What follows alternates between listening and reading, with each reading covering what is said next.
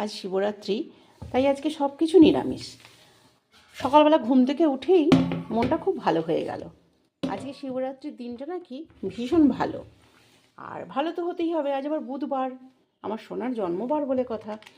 এই দেখো, ভেজ ডাল করেছি, ফুলকপি আলু পোস্ত করেছি, আর ভাতটা ওইখানে রান্নাঘরে রেখে দিয়েছি।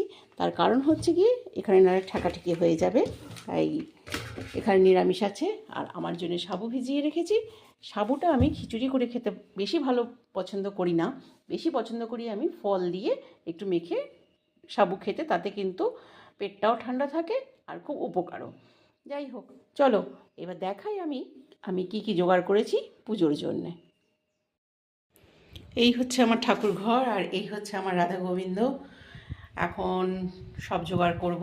সকালবেলা ছেলে একবার পুজো করে গেছে, এই দেখো, একবার ছেলে কিন্তু পুজো করে গেছে। এই দেখো, আমার পারদ শিবলিঙ্গ আছে, আর যাব মন্দিরেও যাব।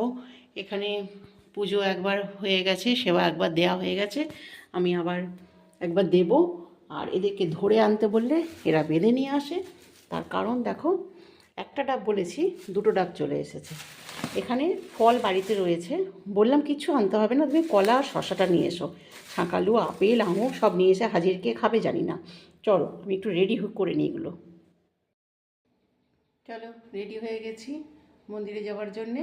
এবার আজ থেকে ট্রেন গেলে এত অসুবিধা হয় না কথা বলতে, কি করব, কিছু করার নেই। আর মন্দিরে যাচ্ছি, পুজোটা দিয়ে আসি। পুজোর সব জোগাড়জাটি করে নিয়েছি, তোমাদেরকে দেখাই। এই যে পুজোর সমস্ত জোগাড়ের মধ্যে, আর পুজো দিয়ে আসার পর তারপর একটু সাবু, এইটাই খাবো আজকে, আর কিছু নয়। তোমরা আমার সাথে থেকো, পাশে থেকো, সব সময় যেমন আমাকে সাপোর্ট করে যাচ্ছ, এরকম সাপোর্ট করো, যাতে তোমাদের সাপোর্টে আমি আরও এগিয়ে যেতে পারি, তোমাদেরকে সাথে নিয়ে, তোমাদের অফুরন্ত ভালোবাসায়। তাহলে আজ এই পর্যন্তই। সবাইকে মহাশিবরাত্রির অনেক অনেক শুভেচ্ছা জানাই। সবাই খুব ভালো থেকো।